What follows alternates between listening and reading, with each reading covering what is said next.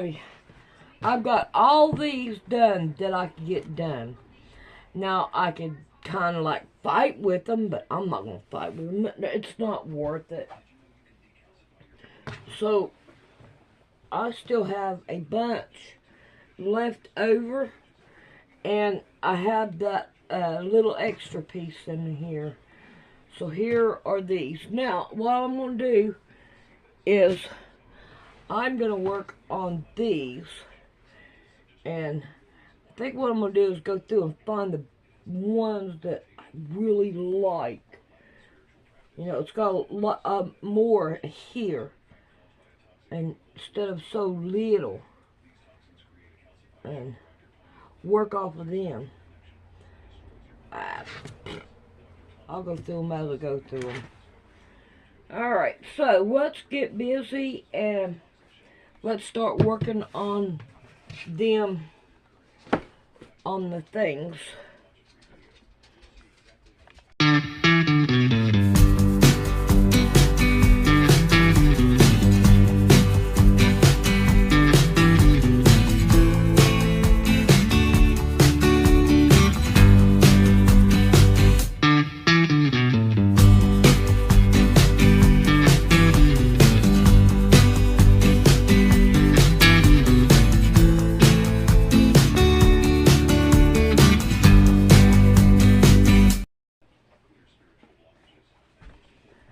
Alrighty, I was going to say that I'm going to go ahead and do these.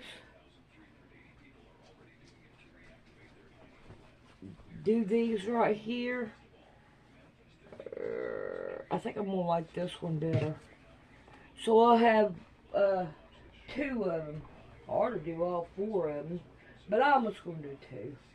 And then that way we can fight with it.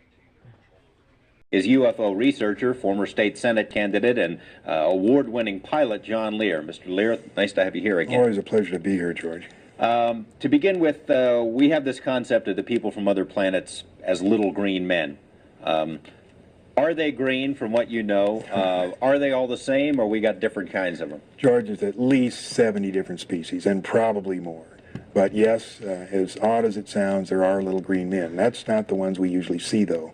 We see the little gray ones. They're about 4.5 feet tall. And we see the ones that are called the Nordics. They're about 7 feet tall, look like us, but they're invariably blonde hair and blue-eyed. They're one of the species that we have on ice. One of their crashes we recovered. Obviously, with different species, they have different motives. I mean, are there good aliens and bad aliens? Good aliens and bad aliens, and all kinds of ways and reasons for interacting with us. And what are some of the reasons? Why would they be here? Genetic experiments, trying to, there's a misconception here. People think that our space brothers would bring us, good things and teach us how to get rid of all our diseases. And, if you stop and think about it, that may not be the best thing, because if you had a society without any disease and everybody starts living 150 years, that creates a lot of problems. So they would not meddle in that way. You believe, in part, that the movies E.T., Close Encounters of the Third Kind, were not entirely just the creative products of some Hollywood director, that maybe there's more to that. Why don't you explain? They were carefully guided by representatives from MJ-12, who is this organization that is in charge of the cover-up, in order to get us ready for the release of the information that there are indeed aliens. And in both those movies, they used small little creatures and in order to get us ready for this release of information. So to prepare us that the idea of benevolent aliens from outer space are going to help us out. Unfortunately, they're not so benevolent. So they made probably one of the most disastrous mistakes when E.T. was put out. At that time was before we discovered what I call the double cross or the grand deception. And they were trying to get us used to the benevolent little creatures, but that isn't the case. Well, there we go, Mr. John Lear. And Mr. Lear, in the UFO movement, if you could call it that, there's the New Age type that, they're coming here to save the planet. They're going to all of this, new age fluffy stuff. But a lot of people, such as John Lear and a lot of others, they say, no, what's going on here is not good. There are a lot of things here we could say that are just horrific in the UFO abductions. And there's a place here where satanic ritual abuse and UFO abductions blend together. And on our website, Donna has put a chart up there that analyzes the similarities between UFO abductions and satanic ritual abuse. And it's the same thing. It's the work of the same people. We've got the dark powers working in conjunction with evil human beings and actual hybrid humans that have gone beyond the realm of humanity. But what do you think about Mr. Lear? Does he come off credible to you, John? Well, Lear, you can't take away his successes and his job titles that he's had over the years and the things that he's accomplished. You can't take that away from him at all. And I think that if anybody knows about this stuff, it would be him. However, I'm skeptical to believe reasoning behind some of the stuff that they do because, there's going to be a great deception. Now, everybody knows that there's stuff coming out. We all know that, and we see it all over the place. If you don't know that weird things are happening, then you've been living in a box or you haven't watched TV, and good for you if you haven't. But we see this stuff kind of popping out all over the place. And Lear, he may be one of the useful idiots to these aliens. We don't know if these are a extraterrestrial race. Let's say maybe they live here on Earth now, but obviously at one time, when I say extraterrestrial, what I mean by that is they didn't come from Earth. Maybe they lived in the heavens before and now they're here. This is possible what they are, but a lot of people are saying that they're going to come and destroy Earth. In the Bible, the only ones who come to really destroy Earth is God and his armies. So there's a little bit of hesitancy to believe the full motive behind what he's trying to produce, or if he is actually just playing the part of a useful idiot to these creatures. I mean, these guys are ancient, possibly. Yeah. How much information do they have compared to us who live 10 times less years than they do? Yes. And all of these things we have to consider. Are these people, they're letting them see what they want to be us to know about it or perceived to know about it. So we have to look at Mr. Hall and Mr. Lear and all of these whistleblowers with a critical eye, evaluating it through the historical paradigm and also Scripture. But there's so many of these commonalities that keep reappearing that we can begin to draw a pretty good picture. And there's a fella here that was another whistleblower. His name is Phil Schneider. He had some amazing testimony of actually working in the construction of an underground base in Dulce, New Mexico, down in the Four Corners area. And Mr. Schneider claims to have actually been involved in a firefight with these entities underground, and he has some missing fingers and some scars to prove it. And Mr. Schneider, I think that his autopsy pictures have been scrubbed from the internet, but it was horrific. This man, he died, and it was horrible. His body was not recognizable when they took this man out. But let's watch this video here. This is testimony from another whistleblower, and he paid for it with his life. Let's listen to what Mr. Phil Schneider has to say.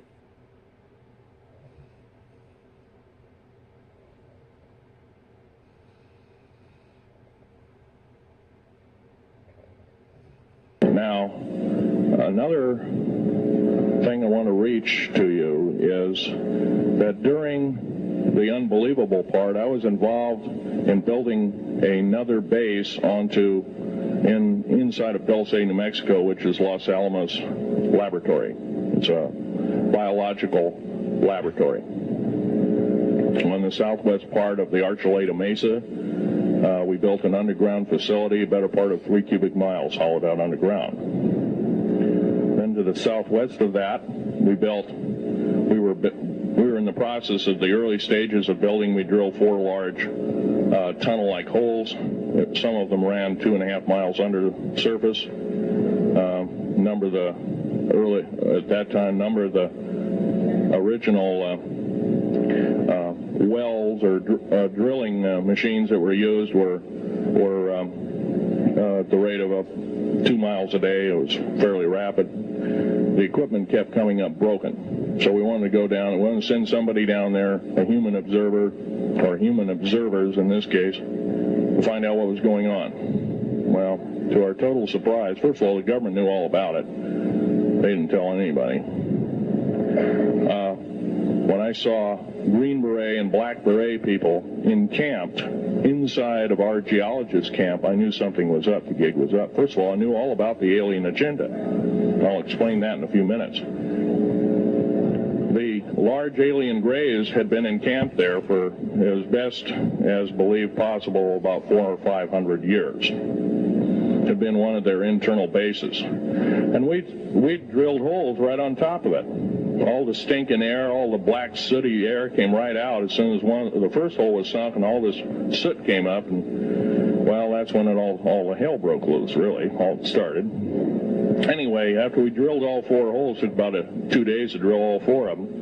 And when you build an underground base, you drill 4 basic holes, and then you build called stopes or cross-member holes across, and you use blasting equipment, special blasting equipment for the analyzation of the rock formation, and you literally blast out or tunnel out or deflagrate or melt rock out to build the large rooms that are required for this underground base. Well, in this process, I was lowered down the basket of one of these holes, and about from me to this elderly woman here in the front was sitting a 7-foot-tall alien gray. The stench was worse than the worst garbage can you can imagine. The person the entity was absolutely horrible. I didn't waste any time. I reached for my pistol. At that time, as an engineer, I didn't have time to carry all the Folderol of one of these big submachine guns that all the sea spray and the yellow fruit and all the outer perimeter and inner perimeter security people carried. I carried an old Walther PPK pistol with a 9-shot clip. This was in late August of 1979. Now, you got a regular suit of clothes, you got a regular clothes on, plus you're in almost like a spacesuit environment, and you're reaching for a gun. It's not the easiest thing to do, and then to pop a clip in it and start shooting. And I killed 2 of them. Yes, they're mortal, and they do die. However, in the process,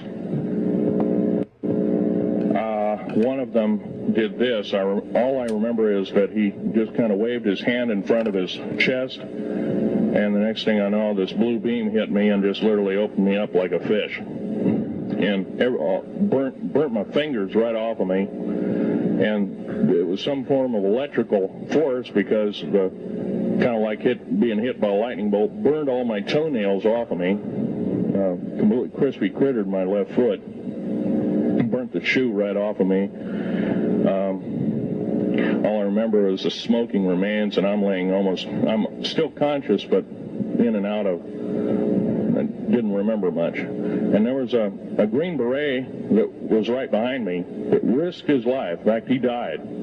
But he risked his life. He shoved me back in the basket and hit the button and took me up. And I wouldn't be alive talking to you today if it wasn't for him. I'm forever indebted. He lost his life. Well, there you got it, a very compelling story. And what do you think of Mr. Phil Schneider, John?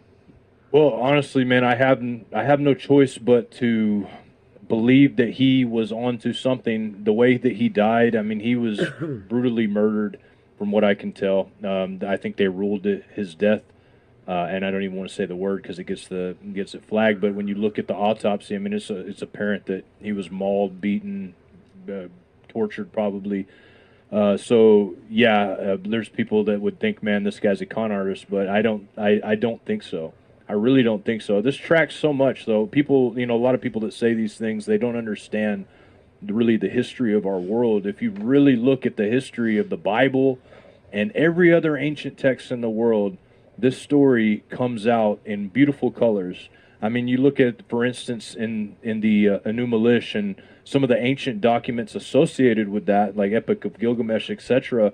The whole story behind this was these these fallen entities even created bodies that they could live longer in and be in, and so they created different kinds of beings for mining purposes, etc. And we see these stories played out. I mean, the Bible is clear that it speaks of these entities being here on earth. They were thrown down, cast into the earth, possibly underneath the earth, possibly in reaches that we can't reach, we can't get to, maybe because of laws or certain reasons. I mean, I have no choice but to believe that he is possibly telling the truth. I mean, I really believe that it's very possible he's telling the truth. I can't say because I didn't see it myself, but man, his fingers were cut off, his chest filleted open, he died for telling the story, so there's 3 good marks there. Yeah, I give Mr. Schneider the highest marks for credibility. I say, I mean, he's got the scars. He's got the scars to prove, he's got missing fingers, for goodness sake. And this man was taken out. And I think he had a lot of courage for bearing witness. And another individual who, Mr. Bill Cooper. Bill Cooper, in, I think it was 1966, he was in the Navy, and he was stationed in the Pacific, and he says that he saw a UFO come up out of the ocean, big as an aircraft carrier, and then ascend into heaven. And that is what, and after that, he was on watch with several other people. They took him in, and they give him the "you better never say nothing" speech, but it didn't sit too good with Mr. Cooper, and that launched him on his lifelong endeavor until he was killed. And there right before he was killed, he sent his family away, and he said, they're going to kill me, and they did. Yeah. And I think Mr. Cooper and Phil Schneider are martyrs for standing up against the New World Order.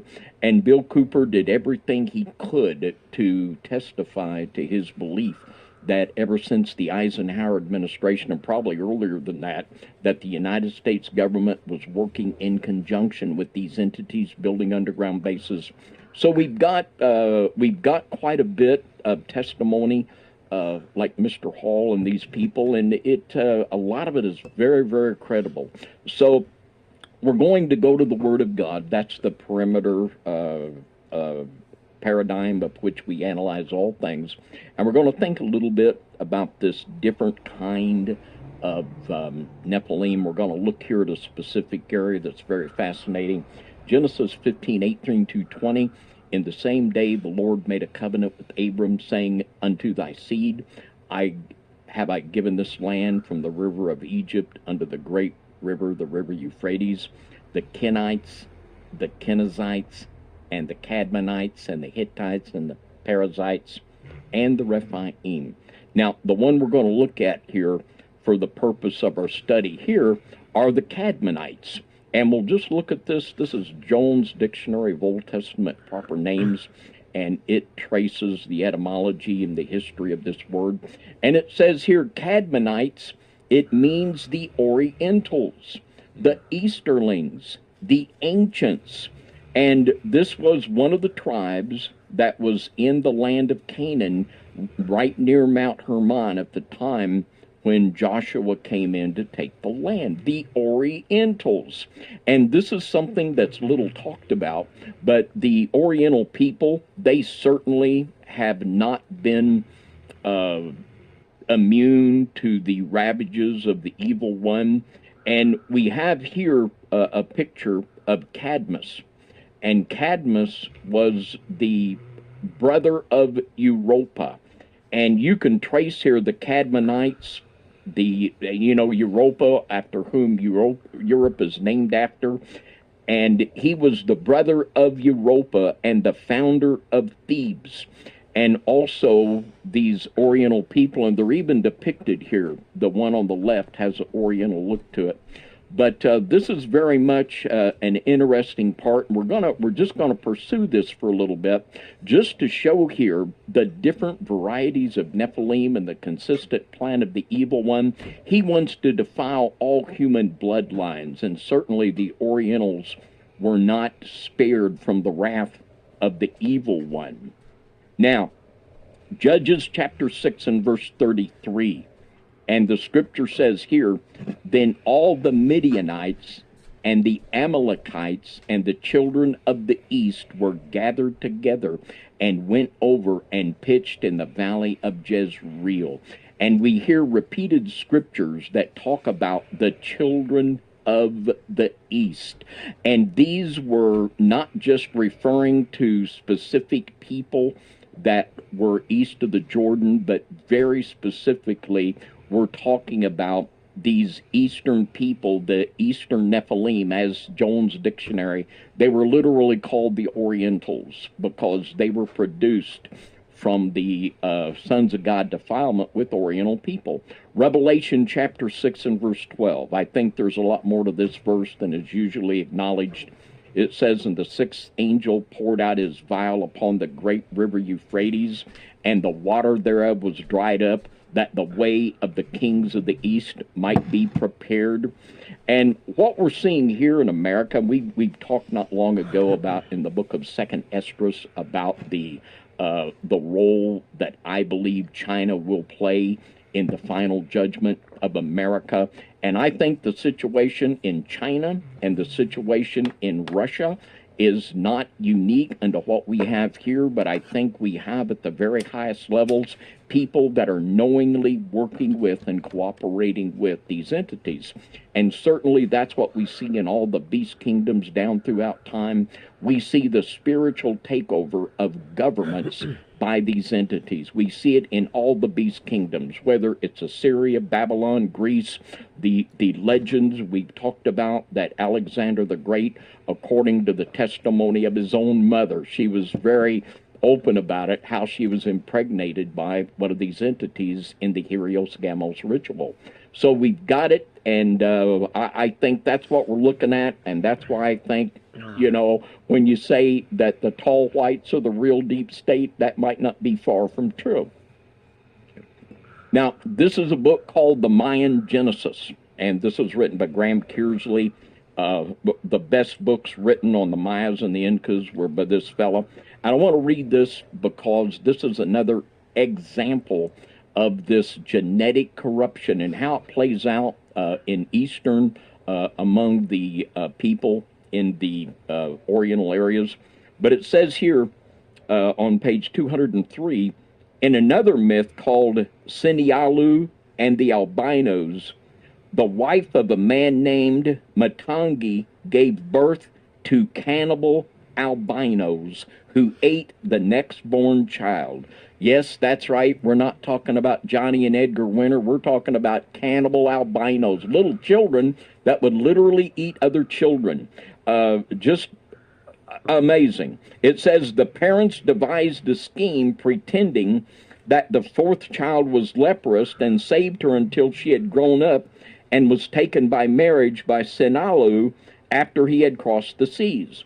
One of the sons of Sinialu is noted as having voyaged to the horizon, undoubtedly indicating migrations, which is another testimony of the ability to travel between Europe and Asia and America and South America before Columbus. I mean, people that buy into that scenario are just not paying attention. It says the references to albinos is of interest since in some of the islands, such as Fiji, they were revered. So we have here these entities in the Fiji Islands that they were actually revered and worshipped, these white albino cannibal children. It says, but in Central America, where one of the highest incidences of albinoism among the Kunas is found, they were called moon children, and they were feared.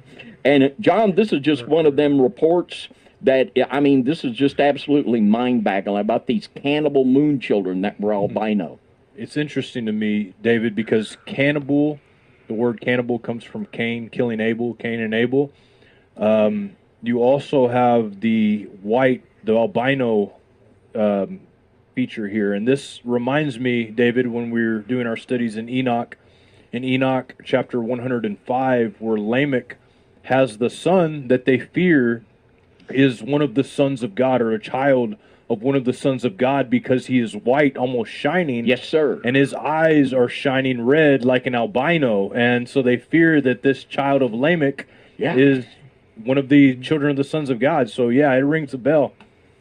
Watch out, Junior might eat you.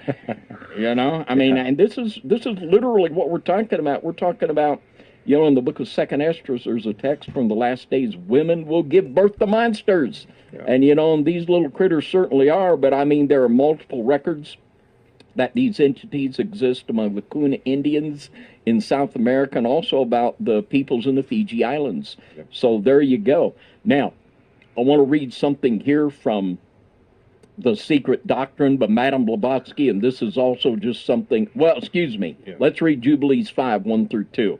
And this talks about, this connects cannibalism with the Nephilim.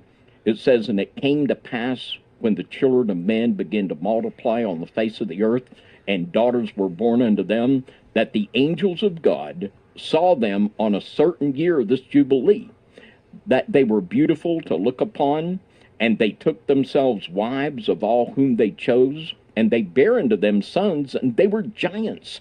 And lawlessness increased on the earth, and all flesh corrupted its way, alike men and cattle and beasts and birds and everything that walks on the earth. All of them corrupted their ways and their orders, and they began to devour each other.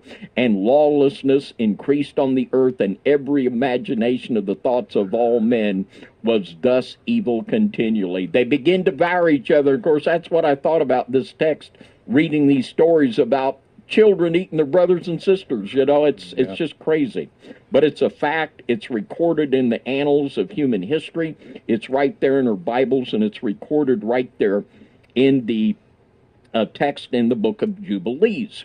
Now, The Secret Doctrine by Madame Blavatsky, this is volume 2, and we'll talk a little about something I bet you've never heard of before, the hairy men of China. And she writes here, this is on page 195 of the second volume, how then can occultism insist that a fourth race, humanity, begot young ones from females of another, only semi-human, if not quite an animal race, the hybrids resulting from which union not only bred freely, but produced the ancestors of the modern anthropoid apes. Now, here she's talking about something that is also a reality, the inbreeding of humans with animals. This is not a pretty subject to think about, but it's real. She says, or rather still were a few years ago descendants of these half-animal tribes or races, both of remote Lemurian or Lemurian Atlantean origin. Of such seminal animal creatures, the sole remnants known to ethnology were the Tasmanians, a portion of the Australians, and a mountain tribe in China. And I want to say we are in no way talking about the third nation people in Australia. That's not what we're talking about. Or we're not talking about someone in China has to shave twice a day. We're talking about people that are, well, we'll show you a picture. And let's go to this picture. This fella, he appeared in the 1939 World's Fair. His name was Li Po Su. They called him the Chinese Wool Man, and there are other people like him. They live, obviously, in a lot of seclusion. This was a 1938 photo. That, you know, you can just file really this under... Picture. You know, how can you believe this? But this is a reality. And like Miss Blavatsky wrote, there have been traditions of these people living in tribes and little villages in Tasmania and also in China. And like a way we're not taking a diss on the third nation people. That's not what we're talking about. Or any other, you know, we have something here that's, you know, what can you say about this, John? Well, I mean, I agree with you. We're not, you know, we're definitely, a lot of people probably come into the show thinking that we're supporting an Aryanistic ideology, but what we're just talking about history here and talking about some of these things. But I agree, David, there's anomalies within the human genome that it's considered controversial to talk about. Let's just put it that way. We don't really shy away from controversial subjects, But I think that if they weren't so controversial and people would just say, look, let's just look at things for what they are instead of being, controversial about it or anything. Let's just look at it and see what it is, the truth of the matter. Then we might find out something much more than what we're finding out right now. It's very apparent to me that there's a cover-up of where we come from, what Yes. our genetics are, Yeah. etc. And the farthest thing in the world is that we're here saying this is good, it's not good. We're here saying this is the work of the devil, for goodness sake. That this, amazingly enough, this Hyperborean, and this was adopted in Germany by old Mr. You-Know-Who, and this was the driving force of the Thule Society. And, oh boy, I tell you what, we're saying it's bad. It's the devil. It's not good. And we're saying that this is going to be, and I believe is, the driving force, not just in the physical implementation of it, but in the spiritual philosophy of it, of this New World Beast Order. It's bad, bad, bad, bad, bad. Yeah, and you can tell that there's a cover-up in it just because there's certain subjects that we're not allowed to talk about. And if you do talk about it, you're getting buried, whatever. And one of those subjects that's just really, really clear that you're really just not supposed to talk about is World War II Germany and what all the stuff Yeah. they were going through. You're just not supposed to really talk Oh, about yeah. that. But in all honesty, there's a lot that ties into that. It's just amazing. It's huge. Yeah. And that, if you would define what the Thule Society was, it was based on the belief of the existence of Hyperborea and of actually, and Mr. You-Know-Who, he wanted to inbreed with them. Yeah. And there you go. Yeah. There you go. Now, also, and this is bad, and it's racist. It's racist. And as a white person, I have to say this. We're touching on some things, and a lot of people, Madame Blavatsky was called the mother of the New Age movement. No, it's peace, it's love, it's racism. And this is a book here called The First Principles of Theosophy, and I will get in more trouble trying to say this fellow's name than the Twabadidunan, Janara Jadasa. There you go. That's the way you say it, Janara Dadasa. But this was a 1929 book. I have a very old copy of this. But I just want to read a couple of things. And of course, Blavatsky was one of the founders of Theosophy. And these are the first principles of Theosophy. This is racist and it's wrong. And people that think how warm and fluffy and nice the New Age movement is, it's evil. It's evil and it's racist. I'll just read a couple of things here. And it ties in so much with this idea, the root races and the rise of the Aryan civilization. This is right in the wheelhouse here. But it says here on page 28, when we come to the Caucasian races, we have a type nearer to our modern standards of the beautiful. In the Aryan or Caucasian races, we have